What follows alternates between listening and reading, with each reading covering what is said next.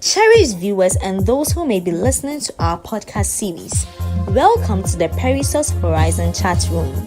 Your host, distinguished Toastmaster Patience Agyare, noted in her book entitled Fearless, Fabulous and Flamboyant, The Importance of Recognizing and Celebrating Our Different Milestones Attained in Our Quest to Realize Our Dreams in Life.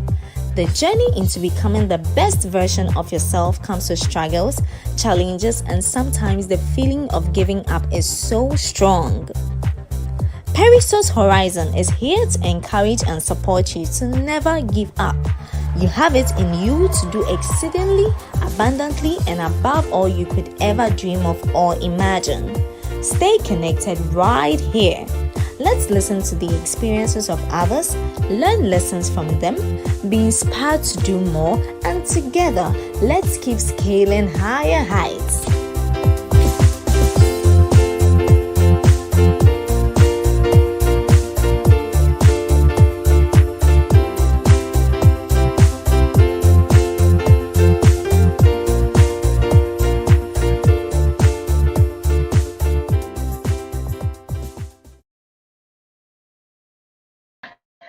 Cherished viewers, it is a delight to be coming your way once again. Welcome to the Perisous Horizon chat room. As always, I am your host, Patience Agyare. This is our second season. For those who may have missed our first season, I do encourage you to watch the replays on our YouTube channel at DTM Patricia Agyare, where you can have all of the different guests that have been part of our first season. Today, we are honored to have a second time guest. This is her second time coming on the show. And if you watch the replay, you would see Patience Agyare. Tonight, we're going to be talking about emotional well-being and support for teachers. Emotional well-being and support for teachers. So I would love to welcome into the studio Miss Patience Agyare as we delve into today's topic, emotional well-being and support for teachers. But before then, Patience, you're welcome once again. Patience, for Thank the sake you. of those who are watching her for the first time, is a senior nursing. I always have so many titles for her, and I know they keep adding on because of her versatility. But she's a senior nursing officer specializing in mental health, and she's also an emotional wellness coach. So let's hear a little bit about yourself for first timers who are just joining us and listening to you before we delve into today's topic. Right. Thank you so much for having me on the show once again. I'm really excited to connect with our cherished viewers and to share some insights. Before we delve into today's conversation, yes, I am a passionate mental health nurse by I love profession. that. Yes, I love my job. So basically, as a mental health nurse, I also get to be a certified emotional health and wellness coach. And as a certified emotional health and wellness coach, what I do is to groups, organizations to explore evidence-based practices to be with wellness so that we can achieve a balance with our mental Wow. health and be able to achieve our goals in life. So basically, that's what I do as an emotional health and wellness coach. So it's an exciting field for me because I get to learn every day. I get to co-create a learning curve with the people that I engage with, and together we get to be grounded and achieve our goals in life. So yeah, that's a bit of me. And just so you know, That is I've been amazing. working. Yes, I've been working as a mental health nurse for close to 12 years. Yeah. Amazing. A decade plus. Congratulations. I mean, when we listen to the story of Florence Nightingale, and the fact that especially during this pandemic, we have so many of our health professionals breaking their backs, risking so much more just to ensure that we are able to stay healthy and stay safe, especially during this pandemic. And so, Mitu Chamamo, I do throw salutes. We salute you all, our mental health and wellness coaches, consultants, and all of those in the medical professional field. You are doing an amazing job. So Thank you. for our listeners who may be probably thinking of supporting people with their mental health, even in the areas of counseling or simply helping a family or a relative to be able to go through even their grieving periods, because we know a lot of people have lost loved ones. A lot of people have lost friends.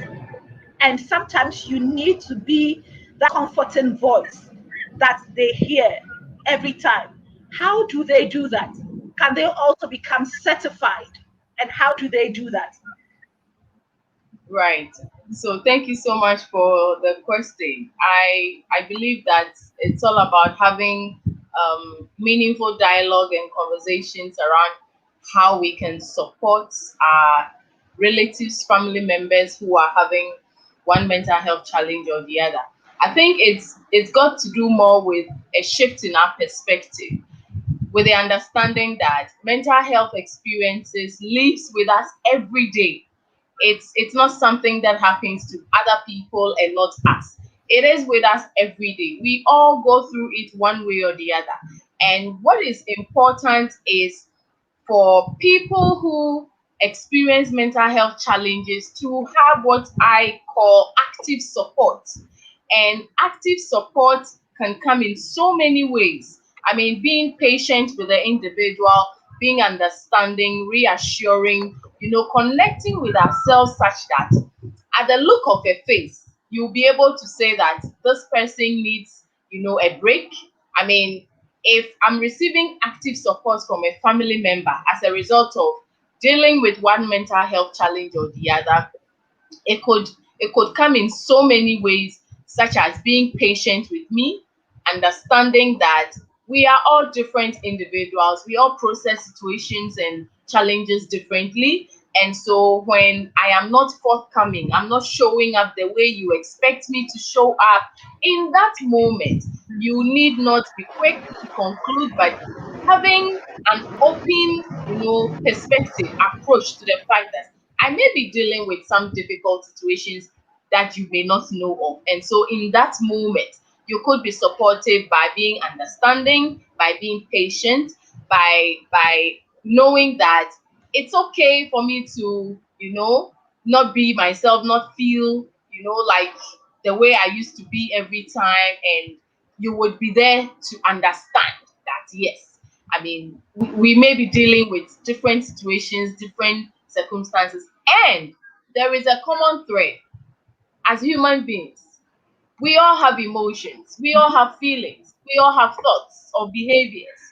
And so in a moment where you are observing a relative or a friend or a colleague to be showing up in a different way than you know them to be, I think that it is more supportive to draw closer and reassure them. Let them know that you are here to listen, you are here if they need to talk, you are here to validate whatever experiences that they are going through, and that they are not alone.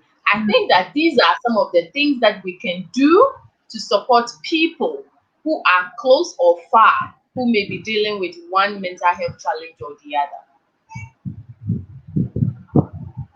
That is indeed an interesting perspective that you have shared with us right there. And I want us to again look at the fact that we are all in the society, we belong to families, we all have one way or the other, a role that we have been playing during this pandemic to especially guide our young ones, the children, in their education, to have their continuous education. And those that are at the helm of affairs are the teachers. We can attest to the fact that it is not an easy job. It is not an easy profession at all.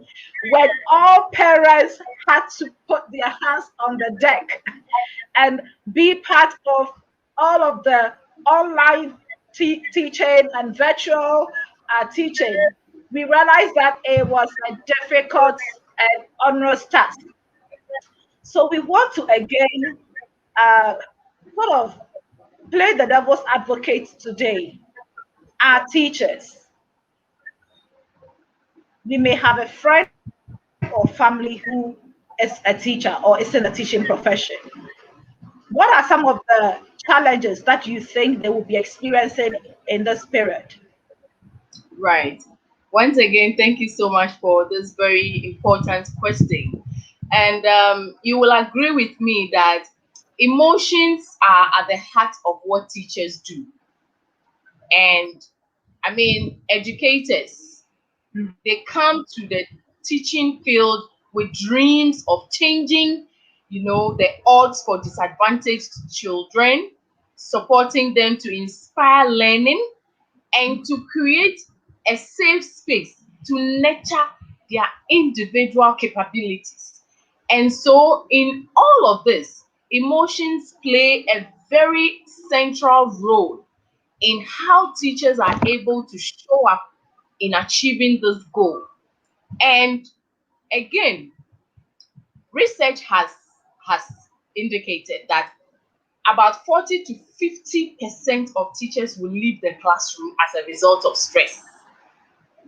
So you realize that it is important for teachers to receive adequate support in order to be grounded in achieving this very important task of supporting our children and nurturing their inherent capabilities, their god-given talents.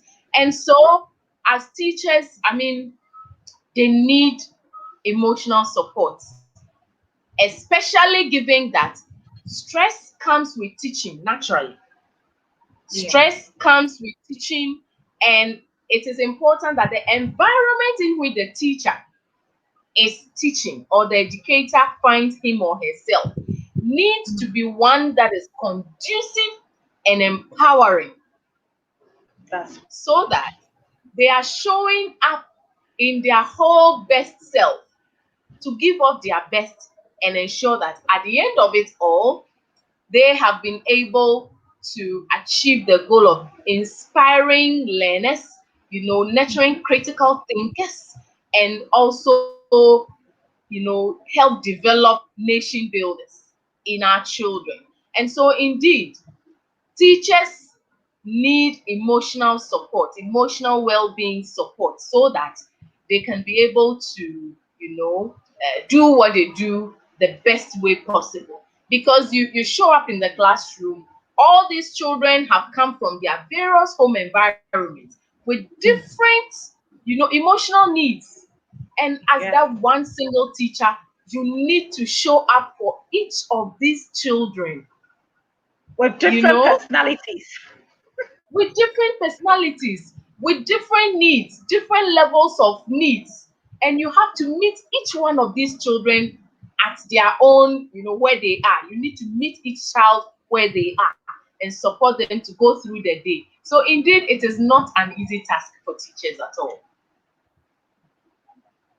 Yes. So probably there is a principal or a proprietor or proprietress of a school listening to us, and they're asking themselves, what kind of training or what kind of training need based on your assessment of the general, I mean, stress and other, triggers that would be affecting their emotional health and balance right now. what kind of training support would you be able to provide for the teachers? Can you tell us a few so that they can really look at how they can take advantage of this? Because we've come to the conclusion that they are going through a lot of stress. They are receiving the different stresses from the angle of children, the angle of parents, the angle of their supervisory agents and agencies. Because now teachers, especially in Ghana, are required to be certified. And so they are going through their own stress levels, coupled with the different COVID pandemic and its protocols. So a principal or a stakeholder in the educational institution may be listening to us and wondering, so what kind of training or what kind of support can actually be given to these teachers for them to be able to Right. achieve emotional wellness? Right. So again, as I have already mentioned, the idea is to ensure that the teacher as an individual first is well, because if the teacher is not well, he or she cannot achieve his or her goal of supporting these individual children who we have indicated are coming from different environments and have different emotional needs. So again, we look at supporting the teachers. It is important that the teacher is able to deal with their own intrusive thoughts and negative feelings. At this point, it is very critical that every teacher is able to manage their own intrusive thoughts and negative feelings, like you have indicated earlier. A lot is happening with everybody. Teachers are not left out from the impact of the pandemic. And so at this point, it is easy for teachers, just like everybody else, to be easily irritable. I mean, at the least That's right. provocation, you may, burst out, and it requires a great deal of consciousness and intentionality to manage yourself around, your anger and things that are not so favorable as we navigate through the day. And so we look at supporting I teachers. love that point. I love that point a lot because sometimes people have the misconception that you don't need to be angry. But then it's important to understand that anger in itself is an emotion, but then we need to Yes, understand anger management. So if you can yes, touch on that, so that those yes. listening or those who have schools or institutions can understand the importance of even coming to you for anger management training or workshops. Yes. Yes, yes, very, very important. Indeed, anger is an emotion and it is a normal emotion. Let me say that again. It is a normal emotion, and we all have the right to express our anger. What is important is how we are expressing that anger.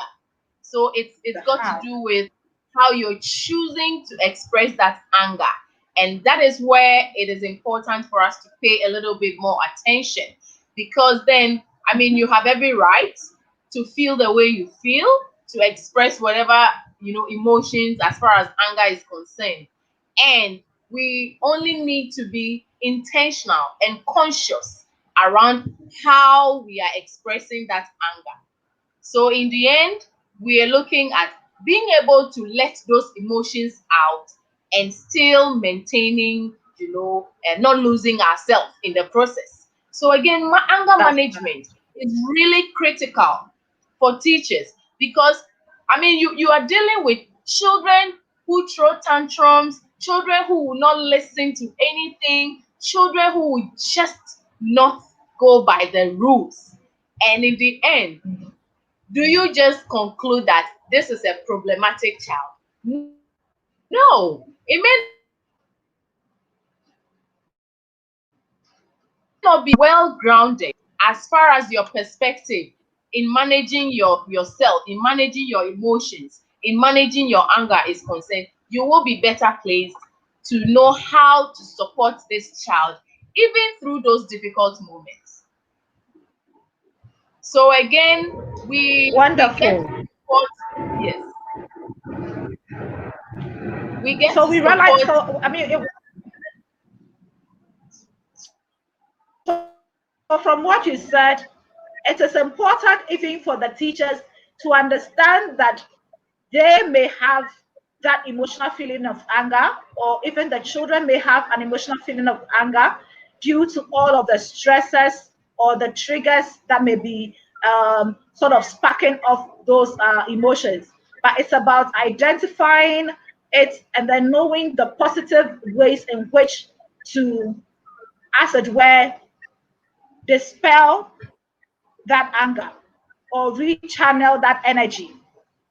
Exactly, exactly. So it is absolutely okay to be angry. Please, I just want to share this with our cherished viewers. There is absolutely nothing wrong with being angry. It's an emotion, and in fact, if you feel angry, it is important that you express it. Again, the key word here, or the key thing here, is how you are choosing to express that anger. But there is So now nothing wrong with.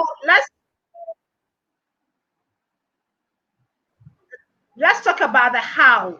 Can we find out about hows? I know that in your rap trainings you're able to delve deeper, but can you share with us at least three ways in which we can, as it were, manage anger positively? Right. Thank you so much. As human beings, we have a natural tendency to dismiss situations, I mean, unfavorable situations. We have a natural tendency to avoid undesirable conversations. When something has come up, when someone has done something we are not happy with, in our bid to not get them upset, or not make people feel bad, or to get the disapproval of people, we have a natural tendency to dismiss or not talk about it. And then we bottle up the emotions, we bottle it up. It is not the best. Explode. Exactly. Because when you bottle it up, or you kind of push it into your subconscious, it will come up at some point in time. It will come hunting you anyway. So the best way to go about it, when you have been confronted with a situation or a circumstance which has made you angry, or which is generating an emotion of anger in you, the best way you can do is, it's okay to immediately give yourself a break. Maybe you can just leave the scene for five Okay. minutes and then come back. What is important is that you come back and deal with the situation head on. And when I say deal with the situation head on, it may involve having those undesirable conversations, such as talking about it and letting the person or the situation know how you feel about their behavior, or their language, or their attitude. This is a very healthy way of ensuring that you All right. feel okay, and you also support the situation as well. Another way we can deal with our That's right. So emotions, looking at anger the, emotions. I mean, our topic for discussion.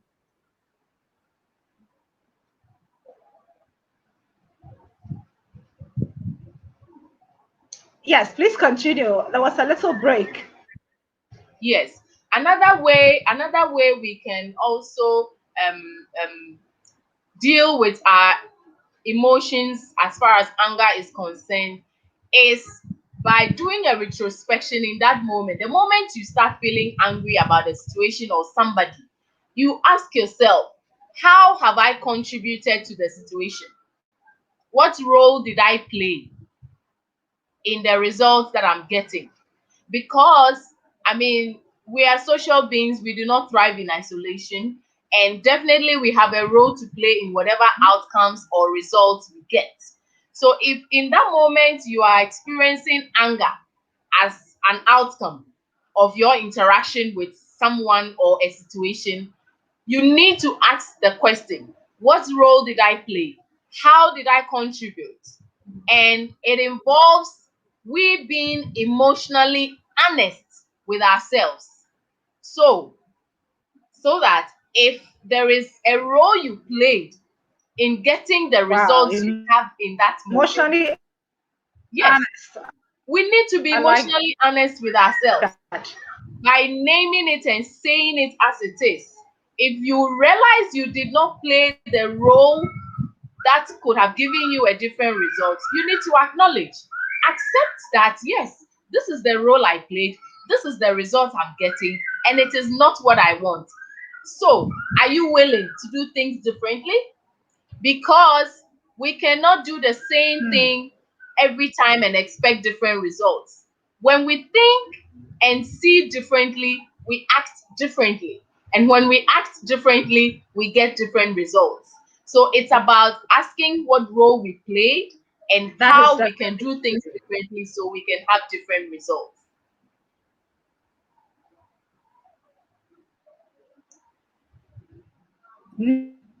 now we live in a society where growing up our teachers will teach us when somebody asks you, how are you today? Your response is, I am fine, thank you.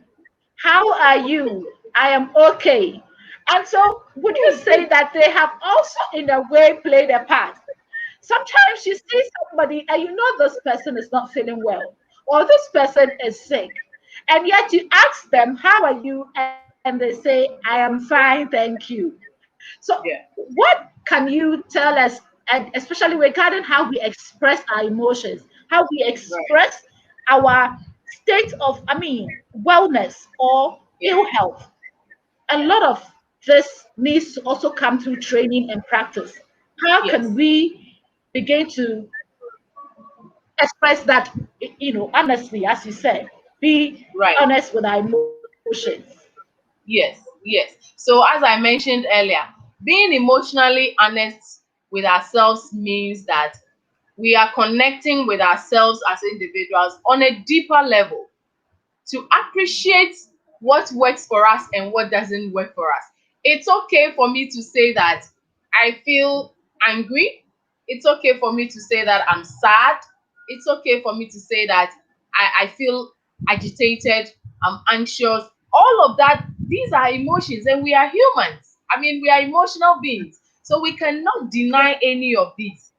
And it's all about being intentional and giving ourselves permission to connect with ourselves, our true feelings as it is. I think that, I mean, as far as our Giving upbringing is ourselves concerned, permission. yes, you know, the way that we are brought up, imagine that a child has been spanked and then you are told, don't cry. You have inflicted a pain on the child. Now this pain, which is an emotion, needs to come out through crying, and now this child is being denied of expressing that emotion, and so you are kind of asked to suppress it, keep Bottling quiet, it up. don't cry, you know. But then again, I mean, what is that child supposed to do? It's an emotion, and once that has been inflicted, it needs to come out. So if it doesn't come out and you repress it, that is why 50% of mental health problems start by age 14. So you realize that a lot of the challenges that young people, youth, and young adults experience starts very early as a result of not connecting with our emotions and expressing them appropriately. We need to be able to name our emotions and express them appropriately. That is what will give us a balance with our mental health, and well being.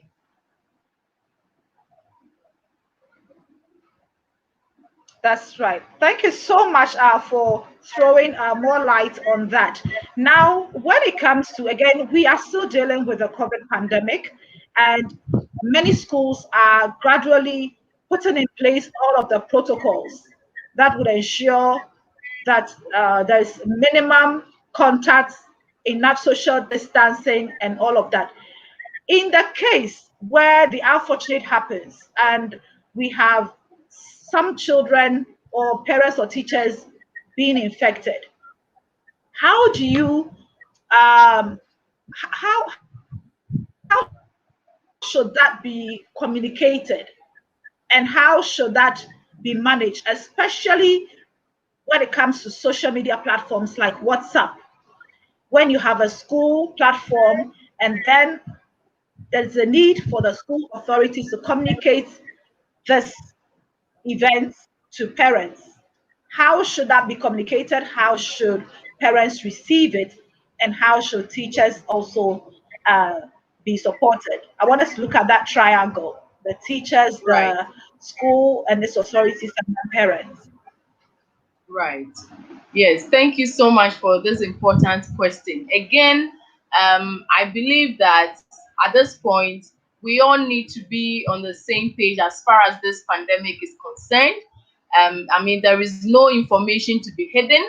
I mean, we need to be forthcoming as far as information is concerned, so that we can support each other in terms of dealing with the negative impact of the pandemic.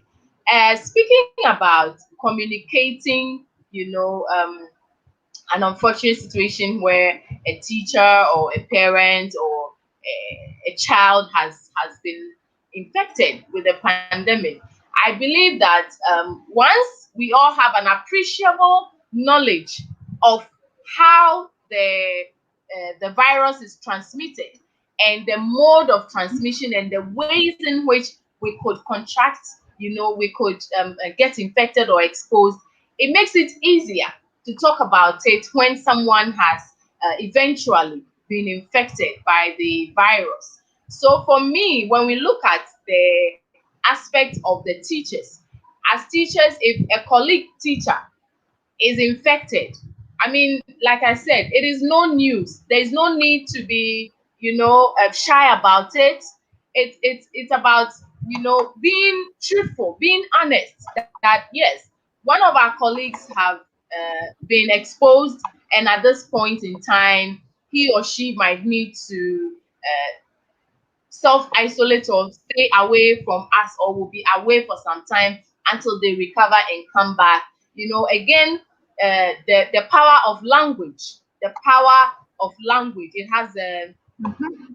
a tendency to either increase, people's anxiety, or reassure them that, it is not a hopeless situation. So again, we need to also be circumspect as far as what language we are using, taking into consideration, the recipient's own emotional state, and how that can also impact. So I think that we first of all need to be honest about it. There is nothing to hide. There is nothing to keep away from anybody, because then that will also consciously support other people to also, be careful. Come And so, as far on. as Right. teachers are concerned, I think it's a cut across. Honestly, it cuts across, whether it's with parents, whether it's with Yes. children, or with teachers at school, etc. It's The all about authority. being honest about it, and then communicating with the appropriate language,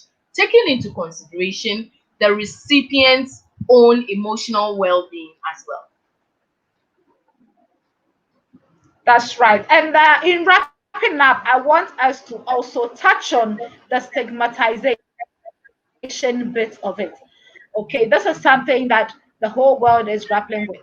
So, what advice, I mean, as we conclude the session, what advice would you give to parents, to school authorities, to teachers, even their own colleagues?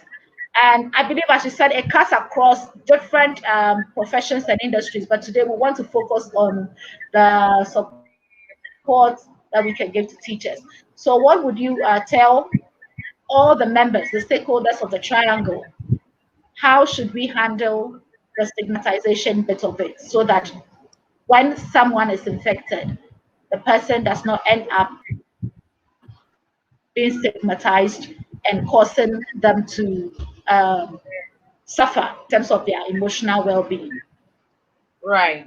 So again, this is a very, very important question to me, because stigma, and I usually do not like to use the word stigma, because the word itself is stigmatizing. So I prefer to use prejudice and discrimination, I know. right? Yes. So again, speaking Prejudice, about, that's right.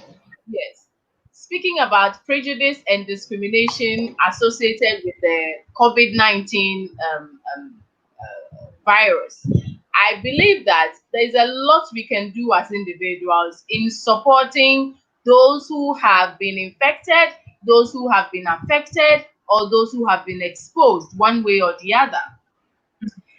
Discrimination is something that can push people, to their wits' end.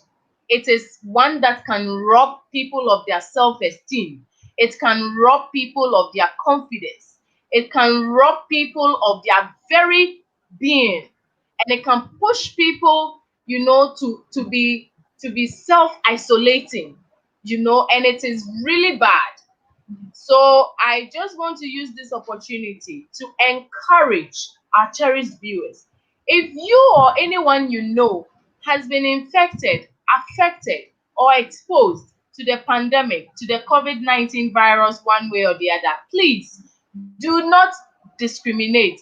Don't prejudice against the person, because when you do that, it can lead to the individual feeling low of themselves, losing their self-esteem, losing their self-confidence, and it can lead to they contemplating suicide, which is what we do not want to happen. The virus is recoverable. When you have been exposed, you can recover with treatment. That is why we're saying that if you or anybody has been exposed, please reach out to your nearest healthcare center for prompt treatment, Yeah. prompt support. Please let us not discriminate, because it is curable. It is something that can be cured. You can recover. And let me just say this so we can support, all of our viewers. I am a healthcare worker. I've been going to work throughout this pandemic. I got exposed. Yes. I went on treatment. I have recovered. Here I am today. So again, That's right. everybody, if anybody you know has been infected or affected, please encourage the person, support them emotionally. During that time is really difficult, and you need people who will understand you, people who are supportive, people who will not judge you, but they will encourage you, to keep hope alive, because it is possible to get well and stay well over your lifespan. So please, no Thank you discrimination, so much. no prejudice, and together we can fight this pandemic and win. Thank you so much. No discrimination, and we shouldn't be prejudiced against those who have either been infected or affected or exposed. This is curable, and it is possible for one to give support to those that may have been affected. As we heard from our guests in the studio today, you may not be a certified emotional health coach, but then when you have a member of your family or group or circle being affected, infected, or exposed, you can also, even through a phone call, through your words of counsel and encouragement, help them to seek early treatment, also get them to feel accepted, okay, back into the society. And especially for our young children out there, and also to us as parents, let's all try and manage our emotions so that we can support the teachers to support our kids. Because we all have experienced how difficult it is to teach our children at home, even as full-time or part-time working, and then also being stay-at-home moms. So let's try and support our teachers to maintain their emotional wellness so that they can stay longer with our children in school. Until next time, we hope to come your way again. If you're watching us on YouTube, please don't forget to subscribe to the channel. And if you wish to be on the show, please reach out and we will get in touch with you. This is the Perisous Horizon chat room series. Don't leave yet. We would have you listen to why the show or that series has been brought about so that you can be a part of this journey. So thank you once again, Patience, and we hope to come again on the show and hear from you with all your knowledge, experience, and more. Any final words before we leave?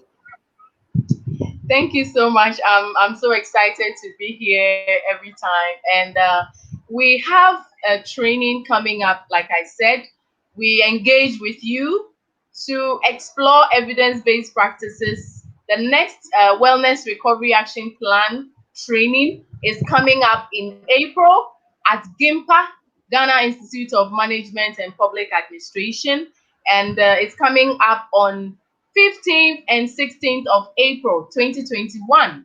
And so we want to encourage each one of you to sign up for the training. You can connect with me via social media platforms, and then you can learn more about how you can register and be part of this amazing transformational training. And you get to also identify evidence-based practices of yourself over the rest of your lifespan. So you could also connect with me on WhatsApp or via phone call at 0244 43558 or 0242 873175. I'll take that again. 0242 Yes. 873175. Connect with me via phone or WhatsApp, and then we can support you to be part of this transformational training. Thank you for having me, and it's always amazing to be on the show. Thank you so Bye. much. So for all our principals or teachers out there, if you this emotional wellness practical strategies to maintain their balance and health, try and be part of this wrap training session. You will get to know more about it. Follow our Facebook page as well, and we will share the details with you. It's coming up in April, so you've got a couple of weeks to prepare. Thank you so much, and we'll have you back on the show. Thank you. Okay. Bye.